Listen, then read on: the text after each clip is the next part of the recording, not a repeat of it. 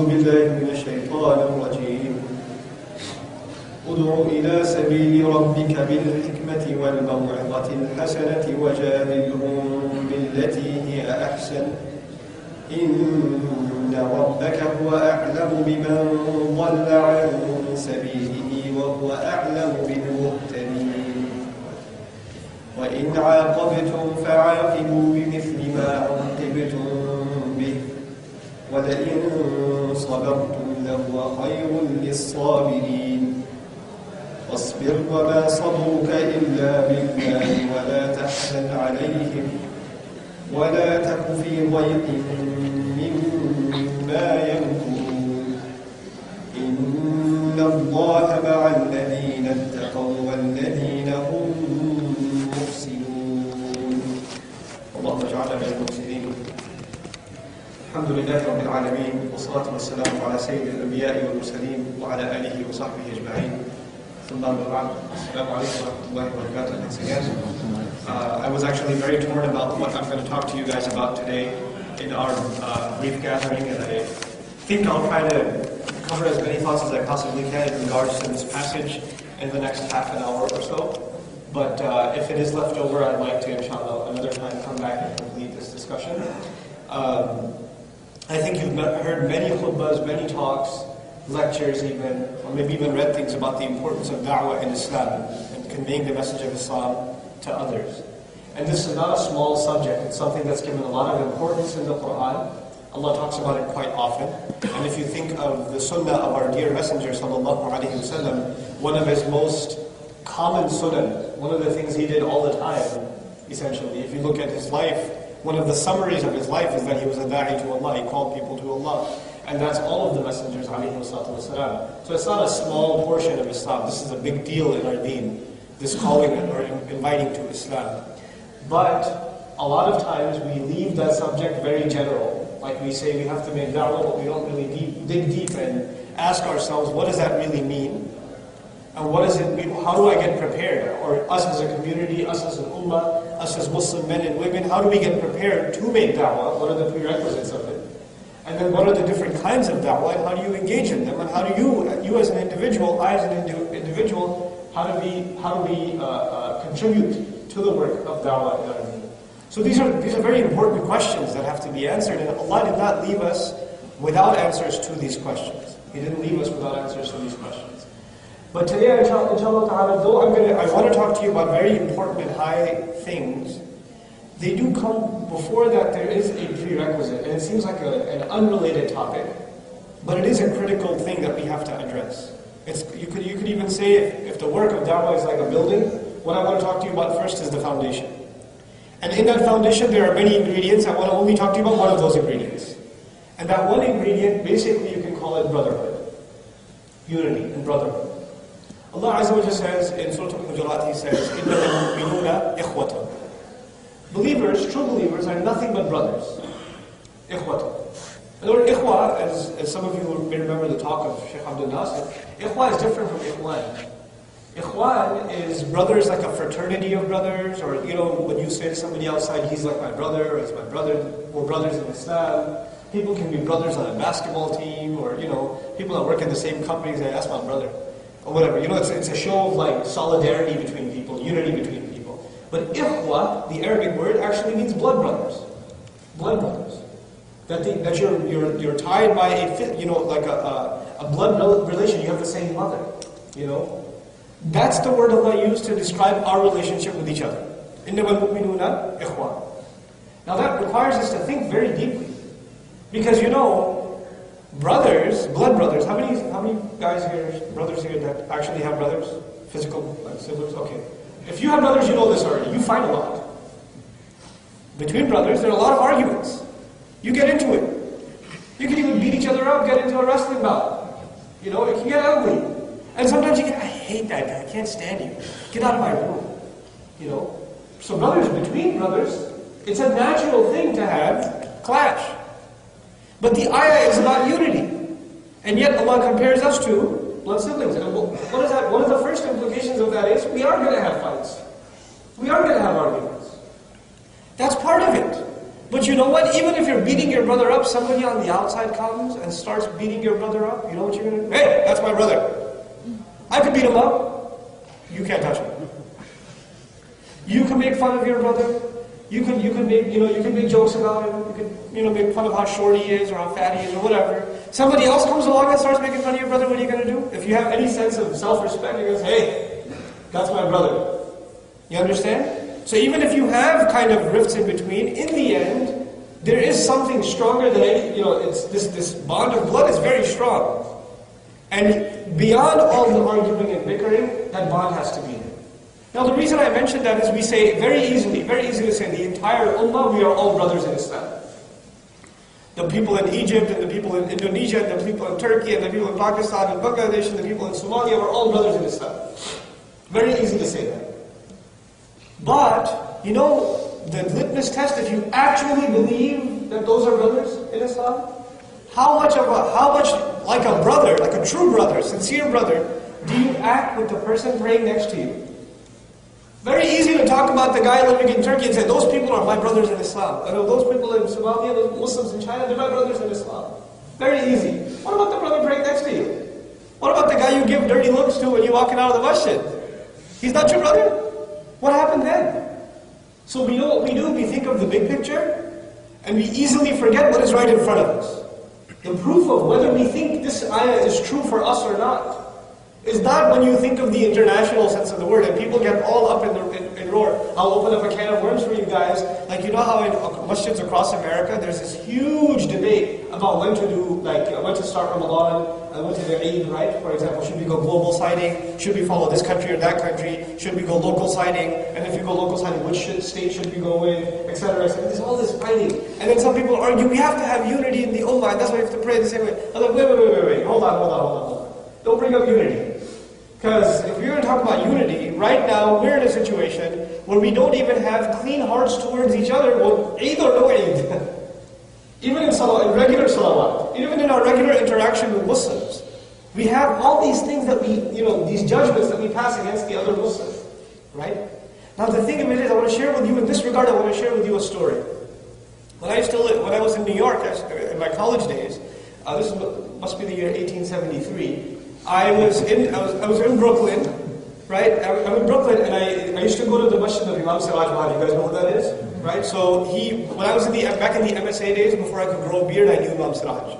Right? And the thing to do was, if you want Imam Siraj to come speak at your MSA, you got to go to his masjid, and you got to go there at like 3 o'clock before Asr, and you got to wait there probably until Isha, until he hopefully shows up that day, if he's not traveling somewhere nationally or internationally. And you say, Imam Siraj, come on, we've been waiting all day, bro, come on. Hook us up. Our MSA tomorrow. What do you say? Lunch. We'll get pizza. And he was cool like that, so he would come, right?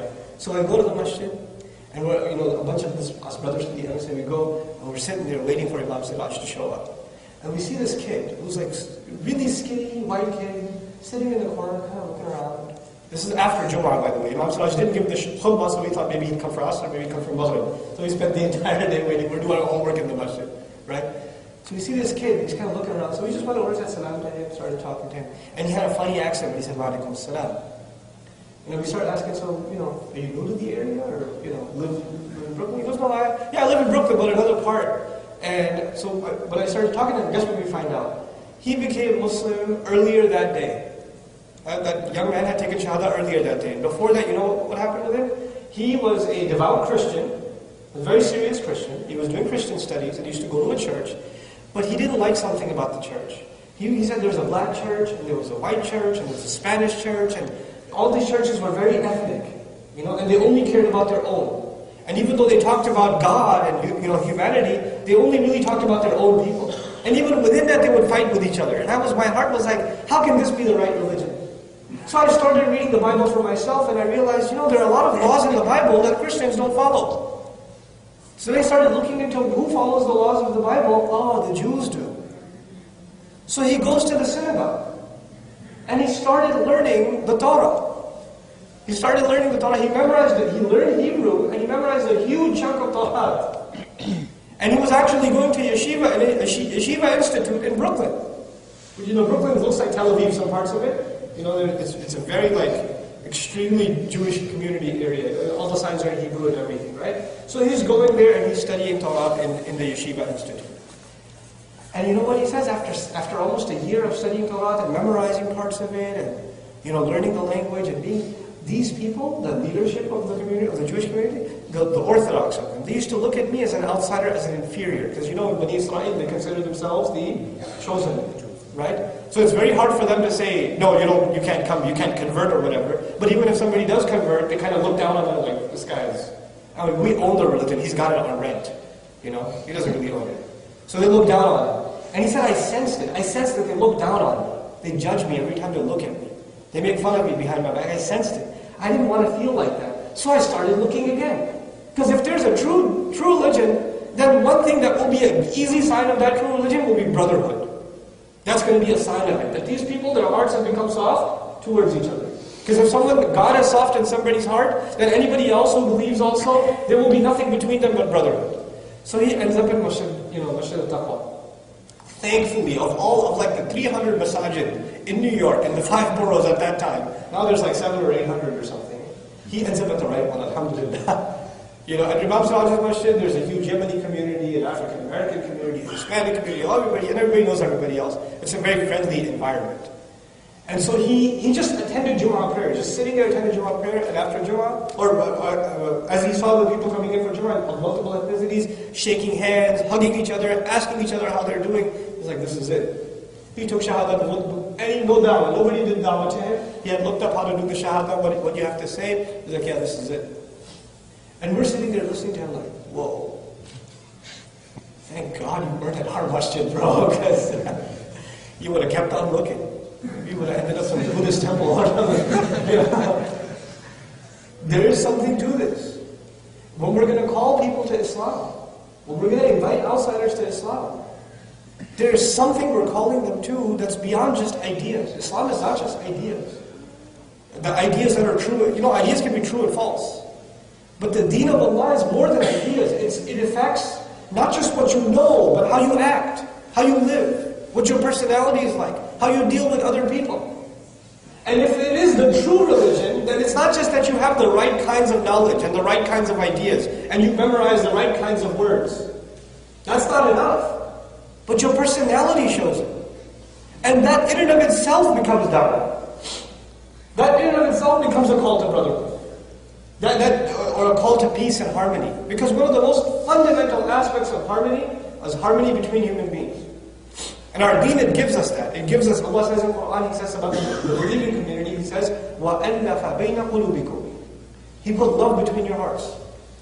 He put love between your hearts. Now think about that. Allah said about you and me, the believers, that He put love in between our hearts. What is the only basis of that love?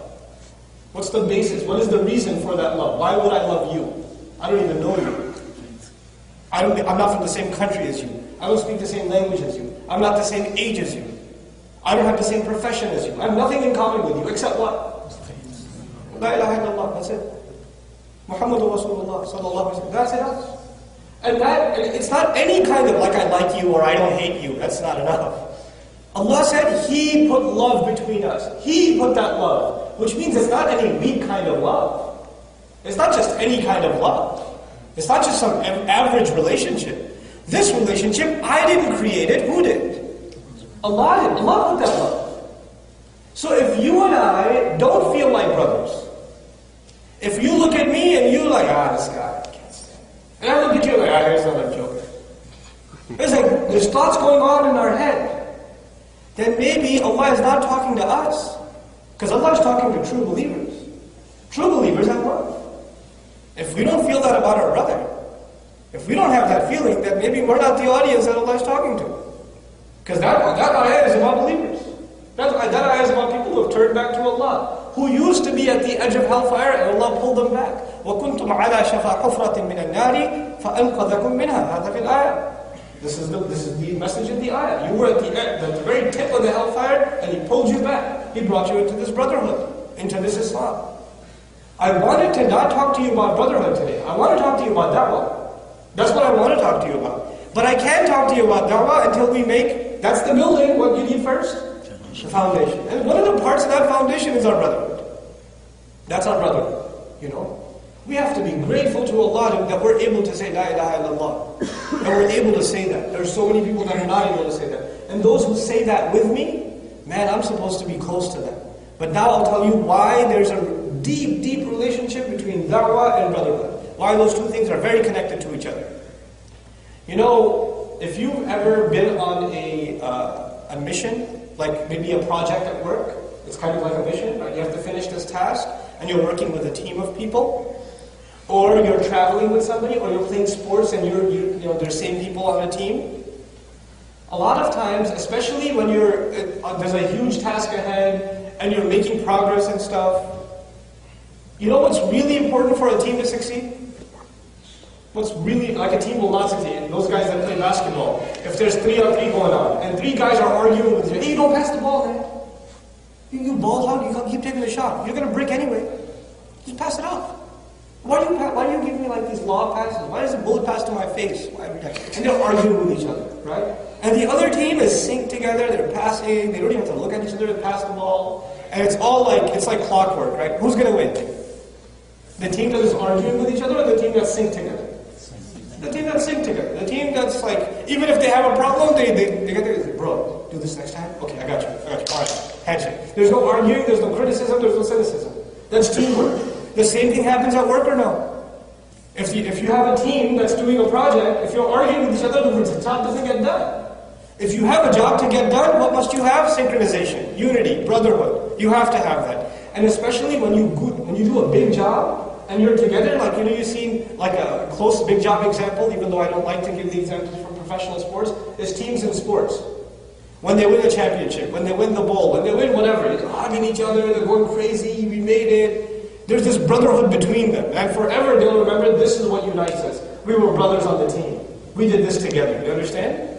The same thing happens with soldiers. When they go on, when they go on in the military, not every soldier knows everybody else. And actually this even happens in the United States military, for example. You have, it's separated into branches. So the Navy is separate, and the Air Force is separate, and the Army is separate, and the Marine Corps, etc., etc. They're separate branches. And a lot of times in different branches, they hate on each other.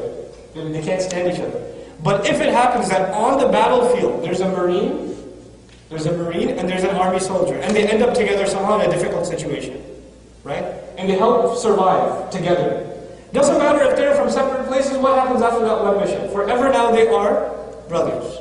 This is my boy right here. He's going to call him every week and this and that. There's a bond is created when you're on the same mission. Now I'll come back to Dawah. One of the main missions of our ummah is to do the work of da'wah. If we're not brothers, that mission can't get done. You can't do it individually. Da'wah, you can do a little bit of da'wah individually, but it doesn't mean much. In the end, it's a collective effort. It's a communal thing. It's a communal thing. That job will not get done unless we're synced together. Unless we take advantage of each other's talents. And we don't reinvent the wheel. A lot of times there's a reinvention of the wheel. You know what that means, right? Somebody else is doing it and you do it over again. No, you need to build off of that and do something more. That's what synchronization is all about. No two people are doing the same thing. The people are complementing each other's efforts. That doesn't happen until this brother. So now I want to give you some idea, at least in these last 15 minutes or so, I want to give you some idea of some aspects of da'wah that are not often talked about. That at least inshallah helps us organize our thoughts about the work of da'wah. There's an ayah in the Quran that basically gives us a clue that there are going to be 3 stages of da'wah. There are going to be 3 kinds of da'wah, you could say. Da'wah, once again, for those of you who don't know the Arabic term, inviting people to Islam. The invitation to Islam. Okay. 3 kinds of people that they're going to be. The most common, the first one, is going to be masses of people, the majority of people, the common masses, you can call it. Ash-sha'ab in Arabic, right? The common people, everybody. And at the level of everybody, you need to be able to deliver a message that anybody can understand. It's a simple message, it's a straightforward message, and it's a message full of good advice. It's good advice on how people should live, what they can do to make their life better. In the end, our religion, one of its most essential benefits, if you follow it, if you believe in it, if you practice it, it makes your life better. It brings peace to your marriage, it brings peace between you and your friends, it brings you peace in yourself, it brings you peace at the workplace, you're not, you're at peace with yourself and others around you. It brings you these benefits. And for the masses of people, what is needed? Good advice. That's the kind of dawah that's needed at the level of the masses. They need to be shown the beauty of this deen and how it's good counsel and good advice. As I talk about da'wah today, I want you to remember how many kinds of people? Three kinds of people. But I also want you to remember that da'wah is 2 parts. So at every one of these levels, there's 2 parts. And those 2 parts are speech and action. For a da'i, for someone who invites people to Islam, they have to have good speech and also good action. If you have good speech and your action doesn't show it, like I talk to you about brotherhood and somebody comes up to me afterwards and says, get away from me, bro. I won't talk to you. Even though I call him bro. Right? If I do that and my actions don't reflect my speech, it's useless then. It's pointless. It has no weight. It has no credibility. Our speech has to be there. We should say the right thing and we should also act. Allah tells us this about da'wah in the Quran, by the way. وَمَنْ أَحْسَنُ قَوْلًا مِمَّنْ دَعَا إِلَى اللَّهِ وَعَمِلَ صَالِحًا وَقَالَ لِلَّذِينَ كَفَرُوا هَذِهِ هِيَ الدَّعْوَةُ. This is what da'wah is. You call to Allah and you act righteously. There's speech and there's action. Okay, so the first kind of people was common masses. And common masses need to hear good advice. The Qur'an's term for good advice is al-maw'idha al-hasana. The Qur'an's phrase is al-maw'idha al-hasana. What that means is a good sermon, a good counsel, good advice. Relevant advice. That's one. Number 2. In every society there's common people and then there are, you can call them the leaders of that society. But I don't mean in the political sense only. Leaders in a society are, the better term for them is the intellectual elite. The intellectual elite. These are very intelligent people in society, Muslim or non-Muslim. And they are at the top of their fields, whether their field is finance, or it's government, or it's economics, or it's, any sciences or whatever. They're at the top of their fields. They are the pioneers in their fields. Everybody else looks up to them. They are even the trendsetters of that society. They're the analysts of that society. They're the thinkers of that society. They are the think tank, the upper echelon of that society. If you want to invite them to Islam and maw'idha al-hasana, good advice, good counsel is not enough. Because these are really smart people, what kind of questions do they ask? Easy ones or hard ones? They ask hard questions. They ask deep questions. And any da'i, somebody like myself, may not be able to answer their questions, because their questions are tough. For example, somebody who's at the highest level of their studies in, let's say, finance, and they're very successful, or somebody people look up to, like somebody like the head of the Federal Reserve, for example. I have an opportunity to talk to him about Islam. He's going to ask me not about Islam, but he's going to say, what does Islam say about the stock market? What does it say about, corporations? What does it say about shareholding? What does it say about antitrust laws? He's going to start talking to me about financial terms, and I'm going to be like, haram? I'm not going to have an answer for it. If he's asking me at a certain level, if I have to give him Islam, I have to give him Islam at what? At his level. At his level. And it's not like that's a bad thing. We're supposed to present Islam at every level. And if people are at different levels, we have to be able to present our deen at different levels, you understand? Now that advanced level of presenting our deen, is that going to benefit everybody? If I start giving a khutbah about, antitrust laws and corporations and, is that going to benefit everybody? No. What did most people need? What did I tell you? Good advice. Good advice. Good advice. But then these upper echelon, they need special kinds of dawah. Special kind of wisdom is necessary to deal with them. Okay, now we've got 2 kinds of people. Now let's imagine we're living in a happy time where we realize that our young generation, we have to turn them into what? Da'is. And we realize a good number of them, we have to create an army of men and women that are going to give good advice. And we also have to create at the same time an army of our leaders, our young leaders, that are going to be able to give da'wah at higher levels. They're going to be specialists. And we have that vision, and we start producing these people. If you imagine that starts happening, you know what's going to happen? The society at large they're going to start getting scared. They're going to start getting scared. This is crazy. Some of our really top people are becoming Muslim. This can't be good. Because when really influential people become Muslim, what happens? They don't, it's not just them that become Muslim. Their co-workers say, hey, what's this Islam thing? Tell me about it. And people who look up to them say, he became Muslim, what am I doing? I should become Muslim too. You understand? So it starts having an effect. Now, why would anybody become afraid of Islam anyway? I'm saying that when this happens, when da'wah is being done, common people are appreciating the advice of Islam, really influential people in society are starting to become Muslim. Why would anybody be afraid of Islam anyway? Why would they say this is a threat? Why? That question is very important to ask. Because our deen, it has two goals. In dunya, in this world, the goal of our religion is justice.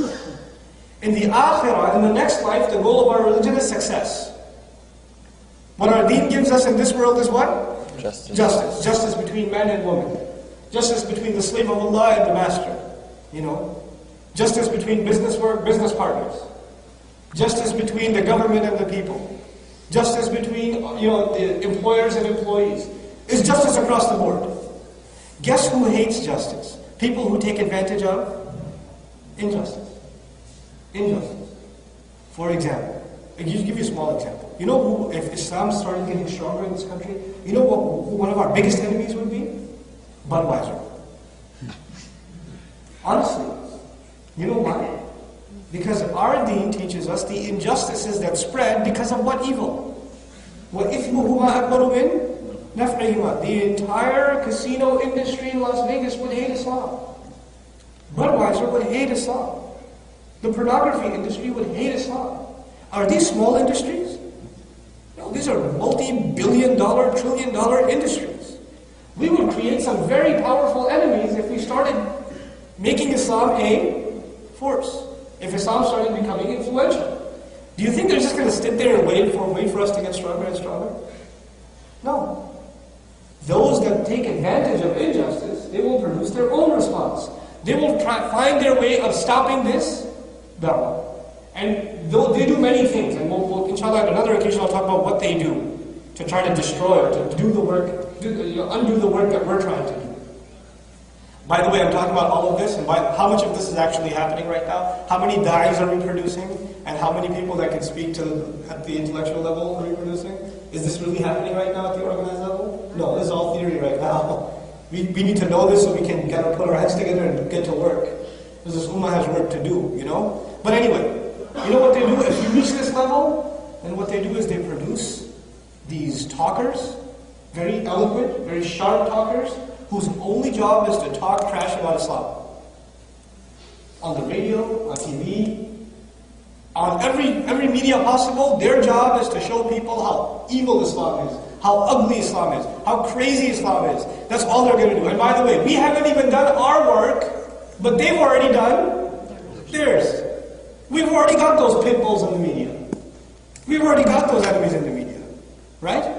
SubhanAllah, we're falling behind. They're like, them 3 steps ahead. In case they get further, we should be ready already. And what this does is, it keeps the masses of people not to take the good advice. Because before they hear the good advice, what did they hear about Islam? That it's evil. That Sharia law is going to hurt. Right? That's what they hear first. They don't hear our message first. And that's our fault actually. If Muslims have been in good number in this country for 2 or 3 decades, our da'wah should have been way further than it is right now. Every household in this country should have known what Islam is. In one way, shape, or form or another. Not from anybody else, from us. They should have known it from us. That's our failure. But it's still not too late. We're still breathing air. Allah has still given us an opportunity to get our act together. So now they produce these arguers, these debaters, these experts on Islam that are going to attack every aspect of our deen. To respond to those fools and to put them in their place, we need to produce a third kind of da'i.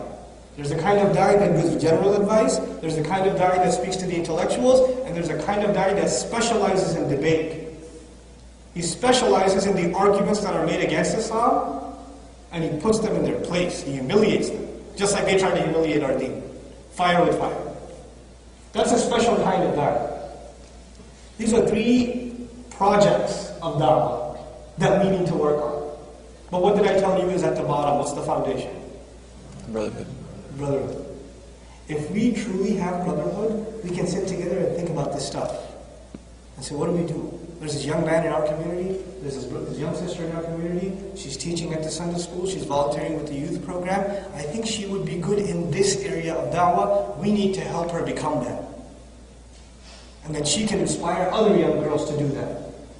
She can become, a carrier of a good message to women across the country. If we're going to really carry da'wah in this country, we have to make da'wah to women. And to really make da'wah to women, who do you need? Women da'iyat. We need them. There's a need for them. If I talk about the benefits of hijab or this or that, they're going to say, you can. Yeah, figures. Right?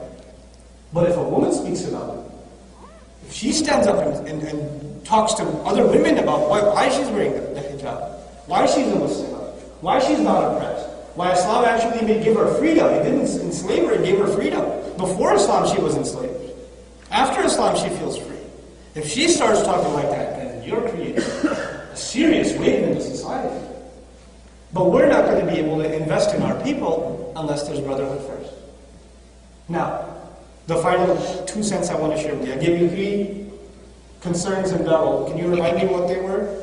What's the first area of da'wah? General message. Second area of da'wah? The intellectual elite. And third area of da'wah? Debaters. Specifically debaters. And within each of these layers, within each of these areas of da'wah, there are specializations. Like within general masses, we need da'is specifically for teenagers, because they got weird problems that a specialist has to deal with. Who's going to talk to teens? I can't talk to teens. People think I can, I can't. I don't know. They're on a different planet at this point as far as I'm concerned. I can talk to teens, I think. A lot better than I can. I'm just I'm lost. Not the show, guys, not the show. Then there's the da'wah to men. There's da'wah to women. There's da'wah to families. There's da'wah to parents. There's da'wah to children. There's da'wah to our seniors. There's da'wah to the Christian community. There's da'wah to the Jewish community. There's da'wah to the Hindu community, the Buddhist community, the agnos community, the atheist community. They all need maw'idah hasana. They all need it. They all need good advice. And then when you get to the intellectual level, there are different specializations, and we need specialists in each of these areas. And when it comes to debate, there are people who are debating against Islam from a political point of view, they're debating against Islam from a hadith point of view, from a Quran point of view, from a Sharia point of view, from a social justice point of view. They have these different angles from which they attack Islam. From a historical point of view, they'll attack whether the Quran is the same Quran from the time of the Prophet or not, and they'll make documentaries about it. We need responses from each angle. And mashallah, we have the manpower. We really do. We have the manpower. And we have amazingly talented, intelligent youth that can become resources. They can become, treasures for the ummah. They really can. We have to invest in them. I'll give you just one example of it and I'll conclude. Some time ago I met this young man. Did I tell you about Kevin? Any talk before? I never told you about Kevin? Kevin's a good friend of mine. I met him in Chicago. I was teaching an Arabic class in Chicago, and I met this young brother named Kevin McInerney, who had become Muslim in college. He went to University of Chicago, philosophy major, wanted to go to law school after that, and he had a 4.0 GPA in philosophy. Okay, and he's originally, I think 2 generations back, they're Spaniards, but he's a white American, you can say. He's Anglo-Saxon, he's a white guy, but he's originally Spanish. From Spain, not Latin America. Okay, so this guy gets a 4.0 GPA in philosophy, hardcore atheist. He used to have a video blog about atheism and how stupid people are that believe in God. That's what his video blog used to be on YouTube. And he had like hundreds of thousands of hits on it. Senior year of college, he became Muslim. Senior year of college, and he became Shia first. He was given da'wah to Islam by a Shi'i guy in college, and he became Shi'i. And he was a Shi'i for 2 years. And then on his own research, he became Sunni. No Sunni gave him da'wah. No Sunni went talk. He just on his own research, he said, no, this is the right way. And he became a Sunni. And then he started another video blog. And that was about how stupid atheists are.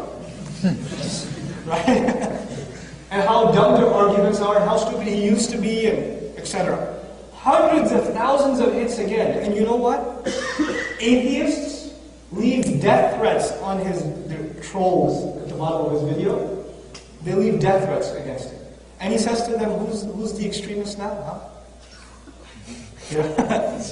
And you know what he did one time? SubhanAllah, this is amazing what he did. This is kind of controversial what he did, but I thought it was crazy. It was awesome. He put on this, you know how the Philistines have this scarf that's black and white, the checkered? He wrapped it around his head, and he's got this black screen behind him, and he's holding a paper, and he's reading something really angrily in English. About how we will not tolerate disbelievers, and we will wipe them out, and blah, blah, blah, blah, blah, blah, blah. It's going off, right? And then he puts it down, and he takes the thing off, and he zooms in on the paper. Part of it was quotes from the Bible, the rest of it's from the KKK. Right? He's just making a point. Like, extremism is everywhere. It's not one religion, it's not one thing. It can take any form. You know? But people that are listening to the first are like, oh my God. What's he doing? You know? But he made an amazing point. You know? So, and people like that, when I met him, he wanted to continue his Islamic studies. So I said, bro, he found a program in Malaysia, actually, a master's degree in Islamic philosophy and ethics, which basically would prepare him to do some real da'wah work when he comes back. So, alhamdulillah, he left, and may Allah give him success in his studies. I think he should be back in a couple of years. And he'll be an asset to the entire country, inshallah ta'ala, when he comes back. But there's talent like that. It's just all over the place. If we were really a community, we would spot that talent before they had to look for solutions. We would say, come on, let's go. We'll help you out. This is all of our problems. This is not one person's problem, one person's project. Similarly, I think Sheikh Nouman gave the Khutba today over here, Plano. His project in Los Angeles, it's awesome. I've been there. I spoke at their fundraiser almost a year ago. That project is amazing what they're trying to do. And I think it can be replicated all over the country. What he's doing is very intelligent. And one of the things that makes him unique, this brother, is that he was at Deloitte and Touche before. He was in the 90s he had a 6-figure salary. If he had stayed in that job right now, he'd have a 7-figure salary. He left it to do this project, just to do this project. And his philosophy was, we have to come up with a better way of financially managing Islamic projects. And so, if inshallah you'll get an opportunity to speak to him when he comes back, or maybe visit his website and see how it's revolutionary what he's trying to do. None of the fundraising these people do goes towards operational expenses. All of it goes to the capital expense of building. Because they have such a good business plan that they don't have to fundraise to keep the institution going. They don't have to do that. That comes from tuitions and whatever programs they're running. So once they're done raising the funds for the building itself, fundraising stops, end. That's their pledge. We're not going to fundraise. That's how rock solid our business plan needs to be. We need people like that. Planners like that can take our community forward. Bottom line though, in this brief conversation I wanted to have with you, I wanted to give you at least some picture of the kinds of areas of da'wah work that are needed. And the kinds of the prerequisites we all have to fulfill, and how we have to become a family, wallahi. We're all brothers in Islam, but people that are living in Plano or are praying at the same masjid and you're coming here for Jum'ah, you have even more reason to be brothers. You are brothers even by proximity on top of Islam. And you have the opportunity to share salams with each other, fulfill the saying of the Prophet ﷺ, Afshu salam. That makes you even more brothers. And when you're supporting the masjid, you're supporting any cause locally, like even the Fresco community here, that makes you even more brothers. And that should increase your brotherhood. It shouldn't happen like everywhere else. You know what happens? The bigger the masajid get, the bigger the nastier the arguments get. It happens all over the country. I'm not pointing at any one masjid. It happens all over the country. And the harder people's hearts get, the more apart they get from each other. No. The more we grow, the more our unity should grow. Our brotherhood should grow. Our tolerance should grow. That has to happen because we have a huge project ahead of us. We can't even start thinking about that project if our prerequisites are not met. And Allah is expecting results from us. The clock is ticking. We have to answer Allah for what we did. we are in a better position to do this than most Muslims across the world. There are Muslims in the world that if they say even a little bit about Islam, they are arrested. In Muslim countries, they are arrested. They're taken away.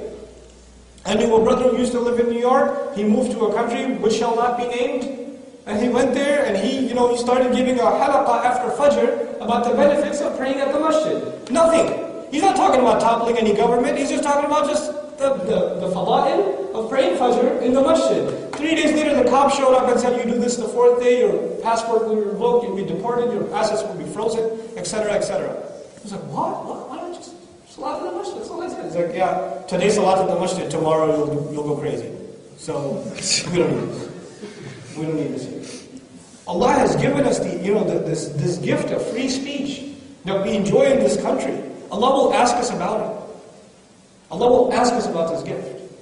This gift of the right to life, liberty, and pursuit of happiness, that is part of the Constitution that we enjoy. Muslims enjoy in this country. How did we, when we pursued our happiness, did we pursue Allah's pleasure at the same time? We're going to have to answer Allah. When we have liberty in this country, did we use that liberty to serve Allah's deen? We will have to answer. Those of you who go and take your plans and become citizens or whatever, you say, oh my God, now I have the freedoms to really serve Allah. Really serve. We don't think that. We think, oh, now it's time to party. Now I can travel abroad. I can go to England for a vacation or something. But we have to change our mentality. And as an ummah, we have to become people of responsibility. I pray this brief talk was of benefit to you. I know I took way over the time allotted to me, and I apologize for that. Inshallah ta'ala, we'll have another opportunity to sit and chat about some other issues. I didn't get to do these ayat at all. Can I just do the ayat end? This one right? Okay. It ties everything together. Ud'u ila sabili rabbik. Call to the way of your master. He needs a call to Allah. Ila sabili rabbik, the way of your master. In other words, when we call people, we have to let them know this deen will be a struggle. When you go on a road, it's hard. You get tired. It's not just an easy thing you come into Islam. We have to call people to this struggle. How would you call these people? بِالْحِكْمَةِ وَالْمَوْعِظَةِ الْحَسَنَةِ وَجَادِلْهُمْ بِالَّتِي هِيَ أَحْسَنُ. With wisdom. There's a higher elite of society. How do you call them? With wisdom. وَالْمَوْعِظَةِ الْحَسَنَةِ. With good advice. Who do you give good advice to? How you go? وَجَادِلْهُمْ بِالَّتِي هِيَ أَحْسَنُ. And you debate them in the way that is best. Who is this? The debaters who should respond. These are all three in one ayah. All three in one ayah. And he says, إِنَّ رَبَّكَ أَعْلَمُ. هُوَ أَعْلَمُ. Your master, he truly knows best. بِمَنْ ضَلَّ عَنْ سَبِيلِهِ. About who's been lost or who's misguided from his path. Allah knows. In other words, when you do da'wah, don't expect people to become Muslim. Allah knows who's guided and who's misguided. That's not your job. Your job is to do da'wah. وَهُوَ أَعْلَمُ بِالْمُهْتَدِينَ. And he knows who are committed to guidance. You don't worry about that. You just do the calling. You just do the work of da'wah. The results are with Allah. What an amazing way Allah summed the entire philosophy of da'wah together in one ayah. This, by the way, is surah number 16. Those of you who would like to read the passage yourselves, the entire passage is very powerful. Surah number 16, and this is ayah number 165. 165. With that I conclude. Barakallahu li wa lakum fil Qur'an al-Hakim wa nafa'ni wa iyyakum bil ayati wa dhikr al-Hakim. Assalamu alaikum wa rahmatullahi wa barakatuh.